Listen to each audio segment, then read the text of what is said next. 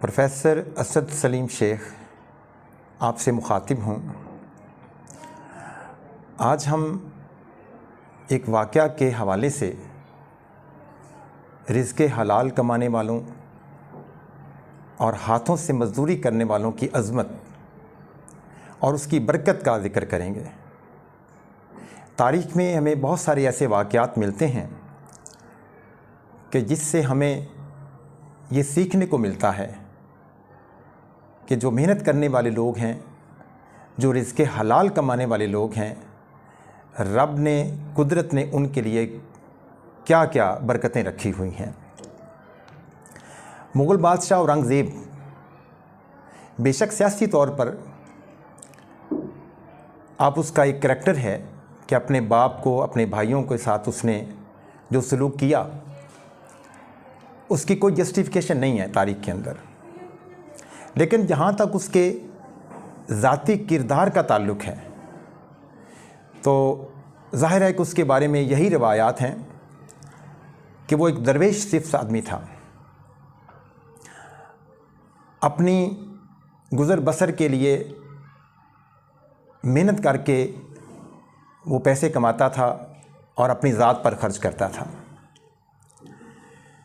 उसके एक उस्ताद थे मुल्ला नज़ीर, जिसकी औरंगज़ेब आलमगीर जो था वो बहुत कदर करता था और अक्सर औक़ात अपने दरबार में बुलाकर, अपने महल में बुलाकर उनकी खातर तवाज़ु भी करता, नज़र न्याज भी उनके हजूर पेश करता। ये एक मामूल था क्योंकि औरंगज़ेब आलमगीर ये समझता था कि उसने अपनी ज़ात के अंदर ये दरवेशी की जो ख़ुसूसियात दाखिल की हैं, ये उसका सबसे बड़ा हिस्सा जो था वो उनके उस्ताद गिरामी मुल्ला नज़ीर का था। एक दफ़ा क्या हुआ कि काबुल और कंधार की तरफ फ़ौजी मुहिम के लिए तवील अरसे के लिए जाना पड़ा औरंगज़ेब को। कई माह नहीं, 1 साल से भी ज़्यादा अरसा उसको वहाँ गुजारना पड़ा। वापस जब लौटा वहाँ से तो आते ही अपने नौकर चाकर जो थे दरबार के अंदर, महल के अंदर, उनसे सवाल किया, पूछा कि मुल्ला नज़ीर साहब कैसे हैं। तो एक दरबारी कहने लगा कि हजूर, आपके जाने के बाद तो मुल्ला नज़ीर साहब के हालात ही बदल गए हैं। वो तो बड़े खुशहाल हो गए हैं, उनका तो वो तरीक़ाकार ज़िंदगी का वो नहीं रहा। अब माशाल्लाह वो उनका लिबास, खाना पीना सब कुछ बहुत बेहतर है पहले से। तो औरंगज़ेब को थोड़ी सी परेशानी लाहक हुई कि ये क्या माजरा है। ये दरवेशी तो मैंने उनसे सीखी है, अगर वो दरवेशी छोड़ दी उन्होंने और वो दरवेश नहीं रहे तो फिर मेरा क्या बनेगा। तो हुक्म दिया कि मुल्ला नज़ीर साहब को खाने पे दावत दी जाए। मुल्ला नज़ीर साहब तशरीफ़ ले आए तो आते ही उनके लिबास को देखकर औरंगज़ेब ने वाकई महसूस किया कि उनका जो लिबास था वो थोड़ा सा काफ़ी पहले खुशहाल आदमी जैसा था। खाना खा रहे थे, जुर्रत नहीं हुई, शागिर्द था, कि उस्ताद मोहतरम से वजह पूछें कि ये तब्दीली कैसे। अभी ये कशमकश ज़हन में औरंगज़ेब आलमगीर के चल रही थी कि इसी दौरान मुल्ला नज़ीर फरमाने लगे कि औरंगज़ेब, तुम्हारे जाने के बाद तो मेरे हालात ही बदल गए। औरंगज़ेब ने फ़ौरन अपने कान उठाए कि कैसे। तो मुल्ला नज़ीर कहने लगे कि तुम्हें याद होगा कि जब तुम काबुल और कंधार की तरफ जाने लगे थे तो तुमने जाने से पहले मुझे खाने की दावत दी थी और उसके बाद मुझे 4 अशरफियाँ मेरी नज़र की थी। तो मैंने सोचा कि मैं ऐसे फ़ारग रहने वाला शख्स हूँ तो क्यों ना इन 4 अशरफियों से कोई कारोबार कर लूँ, मेरे हालात भी बेहतर हो जाए। मैंने उन 4 अशरफियों से माल ख़रीदा, कारोबार किया, फ़रोख्त किया, तो वो मुझे बहुत नफ़ा हुआ। फिर मैंने उससे कोई कारोबार के लिए अशिया ख़रीदी, फिर बेची, तो 3-4 दफ़ा ये सर्कल चला तो मुझे बहुत अच्छी रकम मिल गई और उससे मेरे हालात बेहतर हो गए। औरंगज़ेब आलमगीर कहने लगे कि मुल्ला साहब यहाँ रुकिए। उसने एक अपने दरबारी को बुलाया कि जाओ, दिल्ली के चांदनी चौक के सामने एक गली है जो बंद है आगे से, और सबसे आखिरी घर एक हिंदू बनिए का है, उसको कहो कि फ़लाँ साल का अपना रोज़नामचा लेकर आए।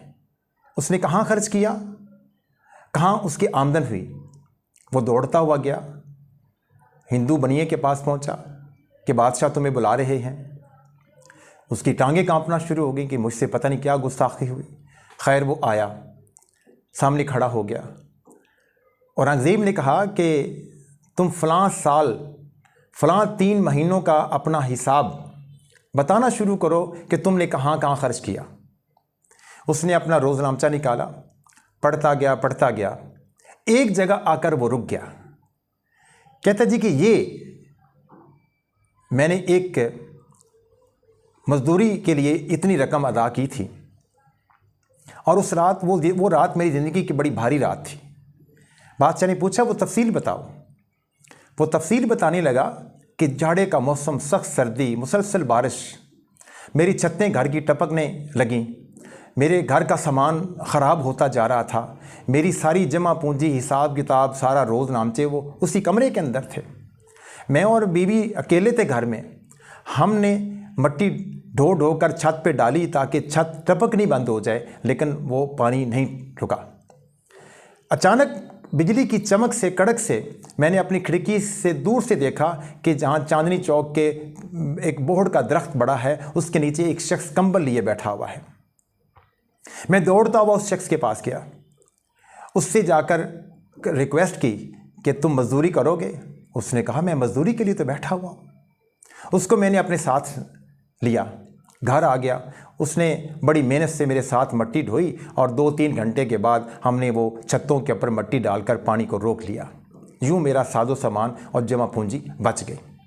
और जाते हुए मैंने उसको 4 अशरफियाँ उसको मजदूरी के लिए, मजदूरी के एवज़ जो उसका मुआवजा बनता था वो अदा किया।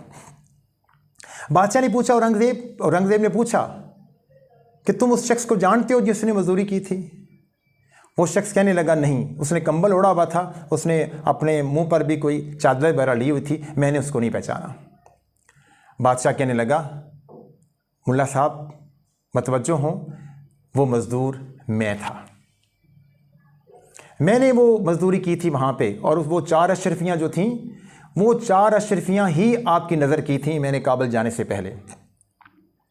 तो एक बादशाह के हाथों से की गई मजदूरी के मुआवजे की 4 अशरफियाँ, ये कोई कम अहमियत तो नहीं रखती ना? इससे बरकत ना पड़ती तो और क्या होती? अब मैं आपकी खुशहाली का राज जो था वो मैं पा चुका हूँ। तो नाज़रीन, एक शख्स जो अपने हाथों से मजदूरी करता है, हलाल की कमाता है, रब ने उसके लिए बहुत बरकतें रखी हुई हैं। बस हमारे एतकाद का मयार है वो यकीनी तौर पर बुलंद होना चाहिए। अगर हम एतकाद के साथ अपनी कनात को साथ मिला लें तो फिर अल्लाह ताला ने हमारे लिए बहुत सारी आसानियाँ रखी हुई हैं। अल्लाह ताला हम सबको इन पर अमल करने और इस फ़लसफ़े को समझने की तौफ़ीक़ अता फ़रमाए। बहुत शुक्रिया।